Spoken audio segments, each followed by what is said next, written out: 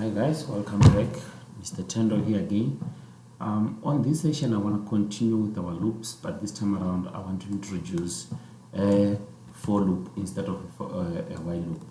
So we're going to be speaking about the for loop.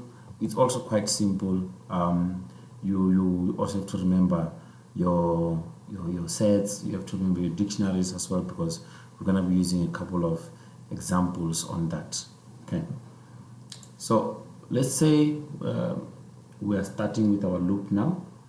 I'm going to be using the same project. So we're going to say we have a list of cars, right? So let's create our list here, a list of cars. Maybe just put 3 cars here.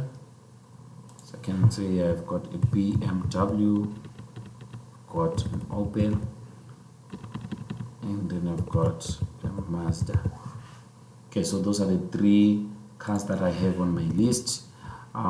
Previously, you remember that I can easily just say print for me the cars sitting at position 1, the cars which are sitting at position 2, like that. But for now, we can easily call a loop to do that for us. I can say for I in, then I call the name of the list in cars, right?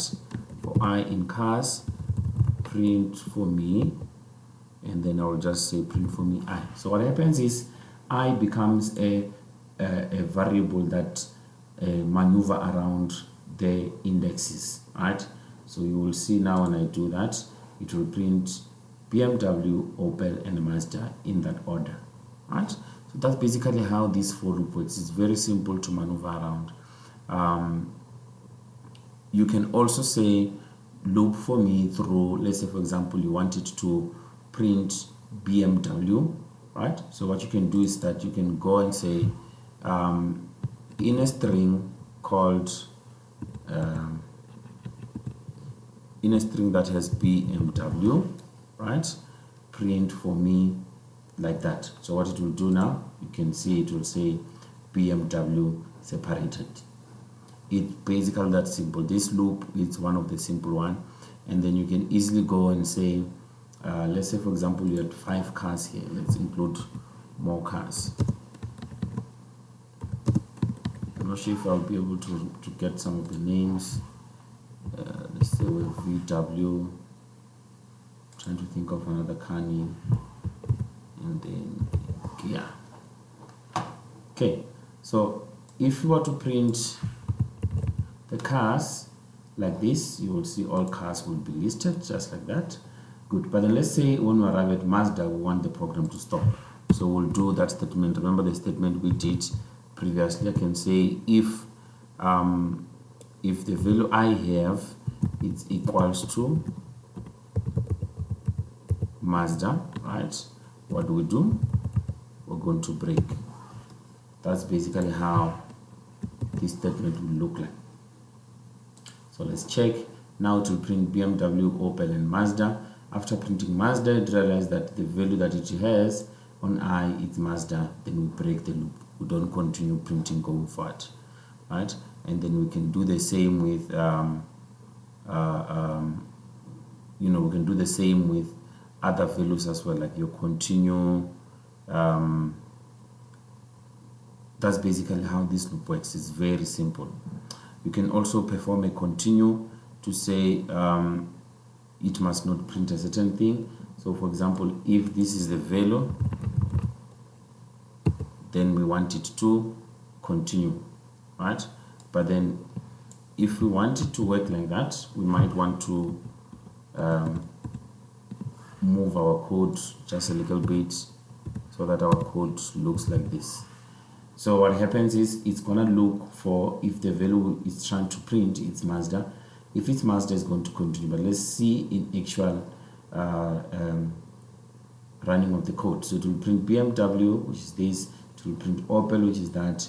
When it has got Mazda, then we say continue. So continue means that don't do anything else. Move on from Mazda, go to the next value, which is VW, and then next one is Kia, right? So then Mazda gets to be omitted in the printing. Okay, we can also work with what we call the ranges, right? This loop also accommodate what we call a range. So you can work on the range, you can work on how long it jumps in between the ranges, and it's very simple. So let's learn about these ranges that I'm speaking about. So we can go and say we don't have cars, we don't have anything, but our loop will say for I in range, right? You need to mention what is the actual range that you're dealing with. Then we'll go and just print I. Okay, so the range, we can give it a range and say I in 5. Let's see what is the result here.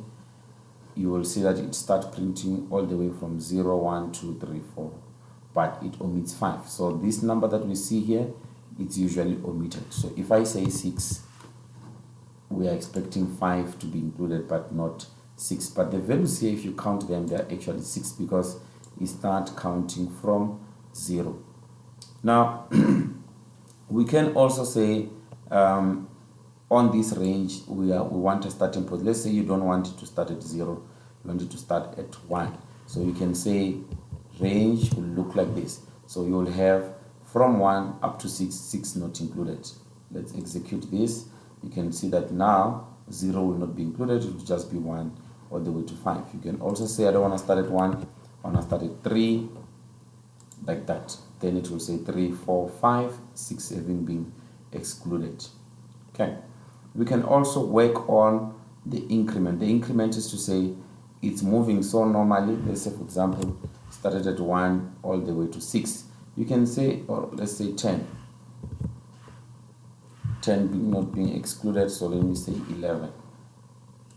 So you will get all the numbers from 1 all the way to 10. But then what if I want 2, 4, 6, 8? What I will do is to just say jump with the value 2. So you can see now it's giving me odd numbers, which is 1, 3, what. So I can easily come here and work on how it should jump, right? As you can see, if I actually want the numbers I'm interested in, I can start at 2. So you can see it will now say 2, 4, 6, 8, 10. Right? If I start at 0, remember 0 will be included, but it will still move correctly. 0, 2, 4, 6, 8, 10. So that's basically how this while loop and the range will work like. And then just like the while loop, just like the while loop, you can also include an else statement. This is when this is when the loop is done executing. You can include the else statement, which will come and say, let me just say, done. Okay, so after printing 2, 4, 6, 8, 10, in fact, I don't want to include 0. After printing 2, 4, 6, 8, 10, I can easily print a message saying we're done.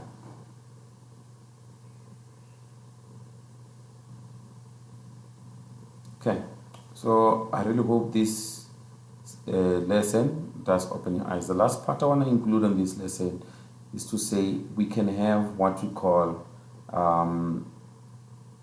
nested loops. So I'm going to create maybe cars and their brand, right? So let's go and create a list of cars. So in this list of cars, I'm just going to put 3 cars. In fact, let's start with a brand.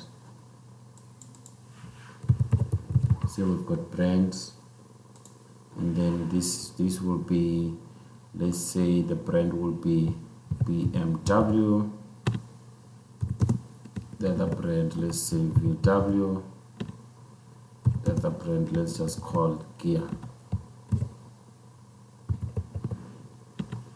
Okay, now let's go to the models of these brands, right?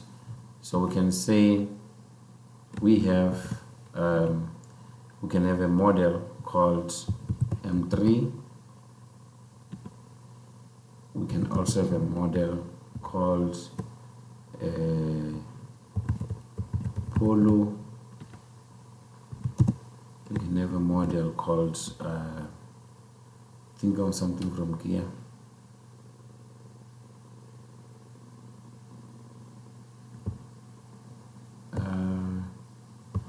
Rio. Okay, Rio, I think that's a model that they have at Kia. Now, next up, I'm just gonna do nested loops. So for nested loops, we can do the same thing. For I, right, in, we can start with the brand, in brand, right, and then we can say another one. We can say for just remember that this we could have easily achieved it using just this, but what will be printed is just what the brand. So you will see BMW, VW, and Kia. But then now I want to increase the scope and say, bring me another list, let's say for J, in models, right? So this is now to try and work on the models. But then now, here I have to now say, show me the value of I being combined with the value of J. Let's go see the results as we wish. So you can see it will pick up BMW and associate BMW with M3, Polo, and Kia Rio, right?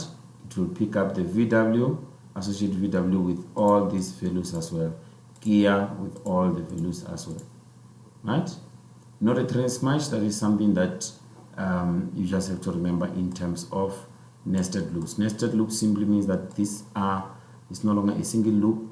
There's a loop inside another loop, and there could even be more. Okay, that's the end of our session on loop.